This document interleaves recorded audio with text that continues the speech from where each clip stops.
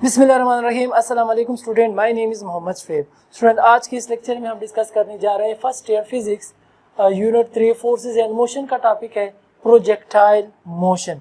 तो स्टूडेंट, इंतहाई important topic है, आप लोगों ने इसको जो है गौर से देखना और सुनना होगा और इसको अंडरस्टैंड करना होगा। तो सबसे पहले हम बात करते हैं what is projectile motion. Student, projectile motion जो है ये 2 डायमेंशनल मोशन होता है जो ग्रेविटी की वजह से इसके ऊपर जो फोर्स लग रहा होता है वो सिर्फ और सिर्फ ग्रेविटी का ही होता है। तो इस किस्म के फोर्स को मोशन को जो कि ड्यू टू द ग्रेविटी होता है, इसको हम क्या नाम देते हैं? Projectile motion.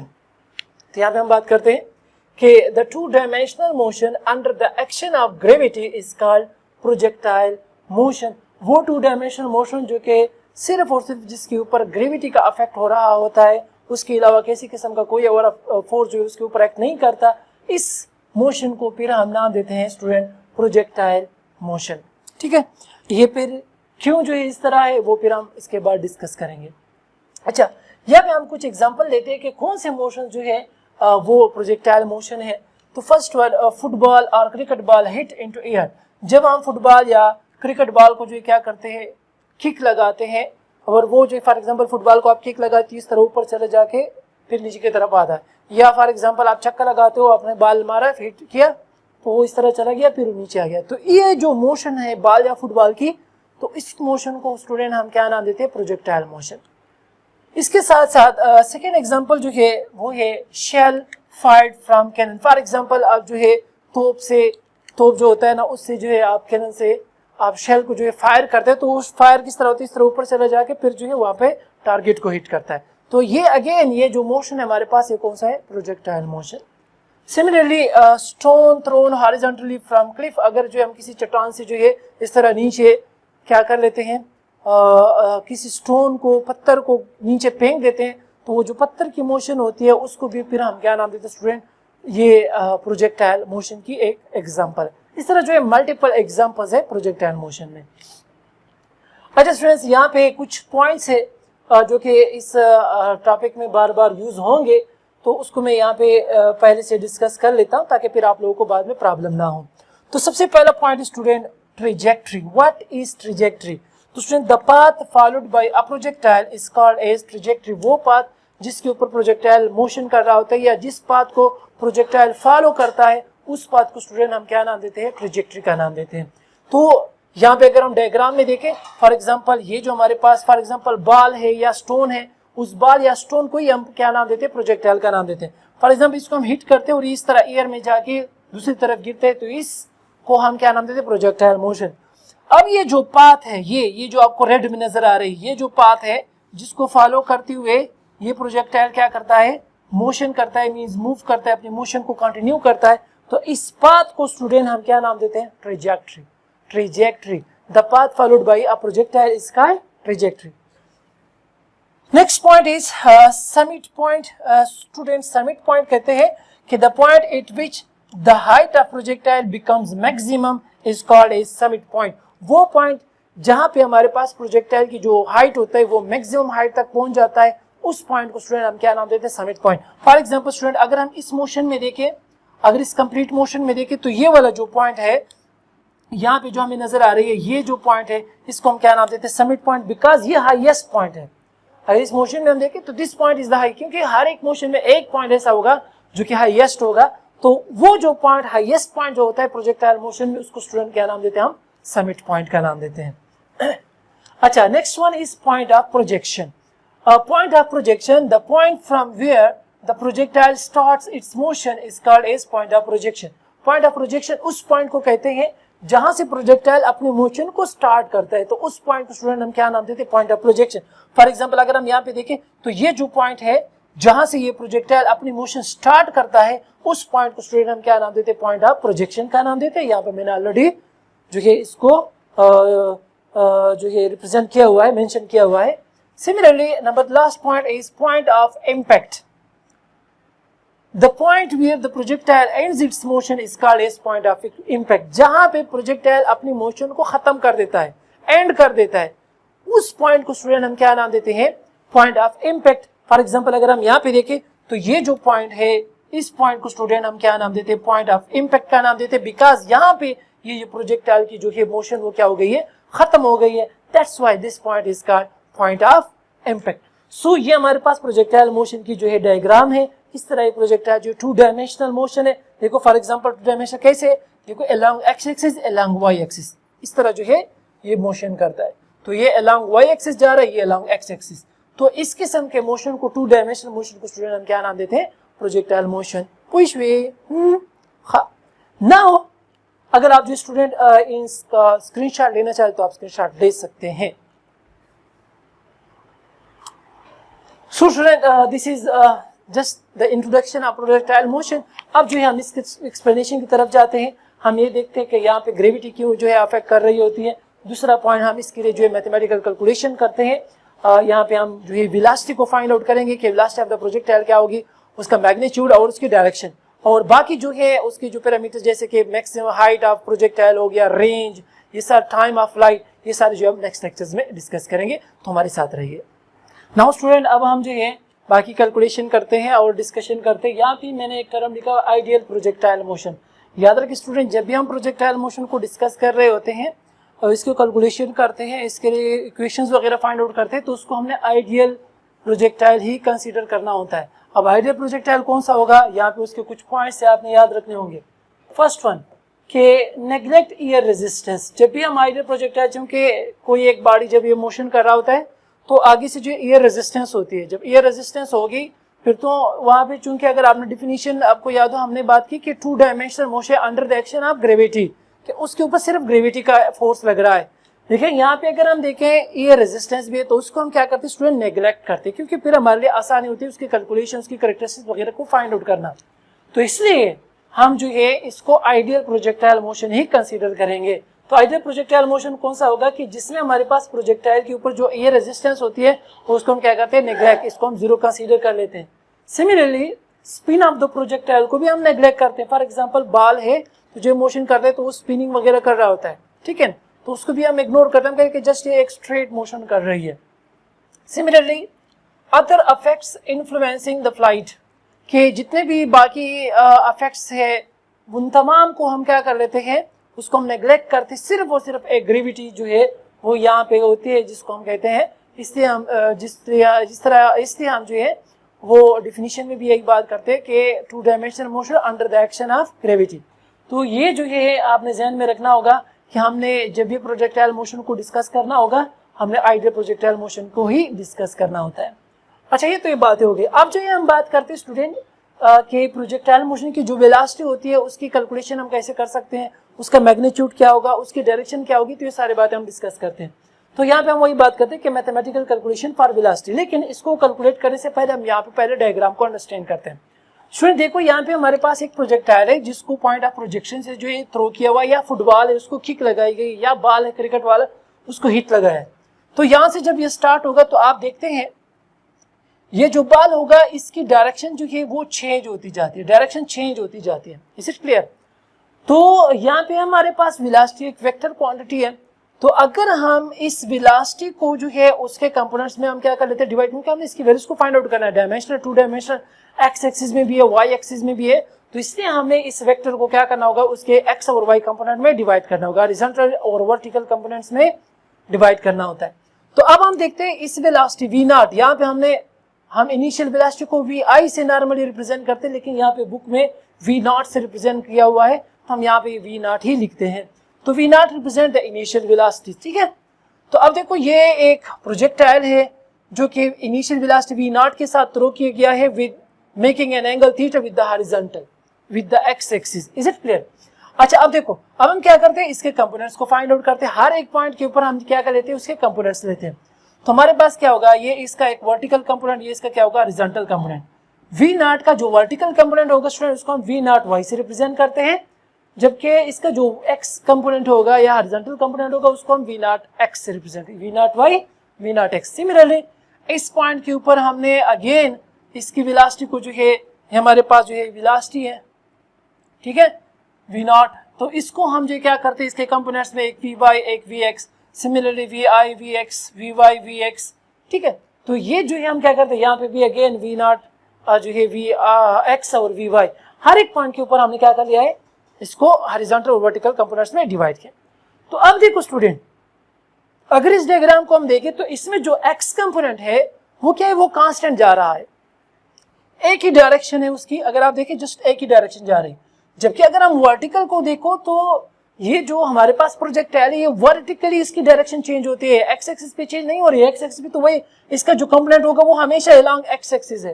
लेकिन अगर हम वाई कंपोनेंट को देखें तो ये जो इसमें वेरिएशंस आ रहे हैं, तो वाई एक्सिस जो ये वो चेंज हो रहा है प्रोजेक्टाइल का, क्योंकि वाई एक्सिस में ही चेंज आ रहा है ना, ये देखो, ठीक है ना, वाई प्लेन में चेंज आ रहा है, जबकि एक्स प्लेन इसका क्या है, कांस्टेंट है। तो हम यही बात करेंगे कि जो वेलोसिटी का एक्स कंपोनेंट होगा वो हमेशा कांस्टेंट रहेगा, जबकि वेलोसिटी का जो वाई कंपोनेंट होगा उसमें वेरिएशंस आएंगे। Is it clear? तो अब देखो यहाँ पे भी वेरिएशंस आ रहे हैं, यहाँ पे भी वेरिएशन। अब ये जो पॉइंट है जिसको हमने समिट पॉइंट का नाम दिया था, तो ये समिट पॉइंट, हाईएस्ट पॉइंट, इस पे अगर हम देखें तो यहाँ पे जो ऑब्जेक्ट होता है, फॉर एग्जांपल इस तरह ऊपर जा रहा होता है प्रोजेक्टाइल, आप मेरे हाथ को देखें, इस तरह प्रोजेक्टाइल ऊपर की तरफ जाता है, यहाँ पे जब आ जाते हैं तो ये कुछ ये बिल्कुल इस तरह स्ट्रेट हो जाते हैं, उसके बाद फिर नीचे की तरफ इस पॉइंट के ऊपर यहाँ पे ये पॉइंट मैंने देखिए स्ट्रेट सी जगह बड़ा होना सीखा ना, उन्हें लान दे रहा है ठीक शो, मतलब दिस ना लान दे रहा रवान शो बड़ा दिस पॉइंट तरह हो रहा है, उस दे द मैक्सिमम पॉइंट शो, ठीक शो, यहाँ पे जो इसका maximum point, is it clear? अब ना तो इससे ये ऊपर की तरफ नहीं जा रहा, अगर ये ऊपर की तरफ जाता हुआ तो यहाँ पे इसका वाई कंपोनेंट होता है, लेकिन चूंकि ऊपर की तरफ नहीं जाता, इस पॉइंट के ऊपर जो ये फिर वापस नीचे की तरफ आता, तो ये जो पॉइंट है, ठीक है, जो समिट पॉइंट जिसको हम कहते हैं, यहाँ पे इसका वर्टिकल कंपोनेंट नहीं होता स्टूडेंट, सिर्फ और सिर्फ इसकी डायरेक्शन अलोंग एक्स एक्सिस हो जाता है, इस तरह यहाँ पे वेलोसिटी की direction along x axis, y axis नहीं होती। तो हम इस पॉइंट के ऊपर कहते हैं कि यहाँ पे जो वाई कंपोनेंट ऑफ वेलोसिटी वो जीरो, जबकि यहाँ पे हमारे पास टोटल जो वेलोसिटी वो कौन सी है, एक्स कंपोनेंट वाली वेलोसिटी होती है। Is it clear? समझ आ गई इस पॉइंट की? सो आगे की तरफ जाते हैं। अब जब ये नीचे की तरफ आएगी, अगेन यहाँ पे इसके कंपोनेंट, तो ये अगर हम एक्स एक्सिस को एक्स कंपोनेंट को देखें अलोंग एक्स एक्सिस वही पॉइंट वही डायरेक्शन, लेकिन यहाँ पे अगर हम वाई कंपोनेंट को देखें तो उसकी डायरेक्शन चेंज हो गई है। सिमिलरली इस पॉइंट के ऊपर हर एक पॉइंट पे अगर आप देखेंगे तो वाई में जो ये क्या आएंगे, वाई कंपोनेंट में वो चेंजेस आ रहे होते हैं, जबकि हमारे पास हॉरिजॉन्टल या एक्स कंपोनेंट जो है वो हमेशा क्या रहता है, कांस्टेंट। तो ये बात है आपने ध्यान में रखनी होगी। अच्छा, एक पॉइंट। दूसरा पॉइंट, चूंकि वेलोसिटी है और एक्सेलरेशन दोनों का आपस में रिलेशन है, हमने बात की है कि एक्सेलरेशन किस चीज के बराबर होता है, change in velocity with respect to time, इसको हम एक्सेलरेशन की डिफिनीशन कहते हैं ना। तो अगर हमारे पास वेलोसिटी जो है, अगर मैं एक्स एक्सिस की बात करूं तो वी एक्स जो है डिवाइडेड बाई डेल्टा टी, तो चूंकि वी एक्स में तो चेंज आता ही नहीं है, वी एक्स में चेंज नहीं आ रही, हमने कहा ना कि वी एक्स जो है वो हमेशा क्या रहेगी, कांस्टेंट। तो जब वेलोसिटी में चेंज ही नहीं आ रही, वी एक्स हमारे पास कांस्टेंट है, तो हमारे पास जो एक्सेलरेशन अलोंग एक्स एक्सिस होगी वो फिर हमारे पास किस चीज के बराबर होगी स्टूडेंट, जीरो के बराबर। यहाँ पे मैंने नहीं कहा है, चूंकि a is v x is constant, then a x हमारे पास क्या होगा, जीरो, बिकॉज हमारे पास जो एक्सेलरेशन है वो rate of change of velocity, time rate of change of velocity. अगर वेलोसिटी में चेंज नहीं आ रहा तो हमारे पास एक्सेलरेशन क्या होगी, वो जीरो होगी।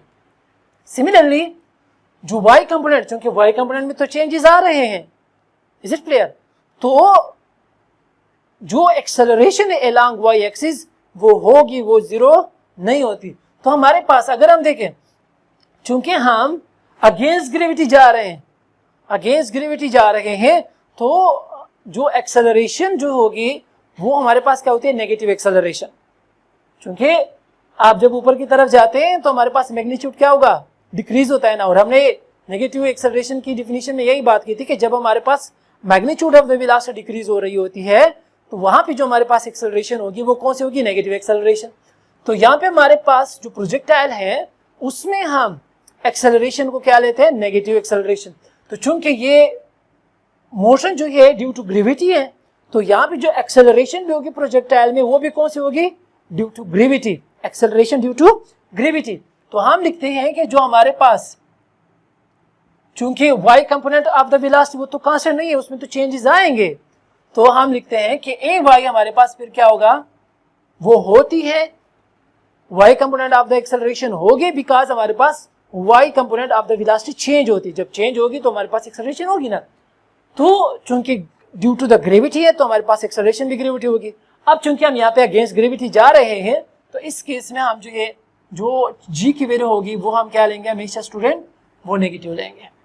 Acceleration due to gravity student हम क्या लेते हैं, वो नेगेटिव लेंगे। तो यहाँ पे जहाँ पे भी हम कैलकुलेशन करेंगे इस पूरे प्रोजेक्टाइल के टॉपिक में, जहाँ पे भी कैलकुलेशन होगी और जहाँ पे भी हमारे पास एक्सेलरेशन अलोंग वाई एक्सिस की बात जब होगी, क्योंकि एक्स एक्सिस के अलोंग तो एक्सेलरेशन 0 है, तो जो वाई एक्सिस के अलोंग जो भी एक्सेलरेशन होगी उसको हम हमेशा जो है वो माइनस जी के बराबर लेंगे। क्यों लेते हैं ये मैंने आपको ऑलरेडी इसका जो है वो रीजन बता दिया कि why it is negative, because हम जो है अगेंस्ट ग्रेविटी जा रहे हैं। अच्छा, ये तो बात हो गई, ये 2-3 पॉइंट्स इंपॉर्टेंट पॉइंट्स है। Is it clear? तो आपने इसको जो है हमेशा ध्यान में रखना होगा। पुश करना।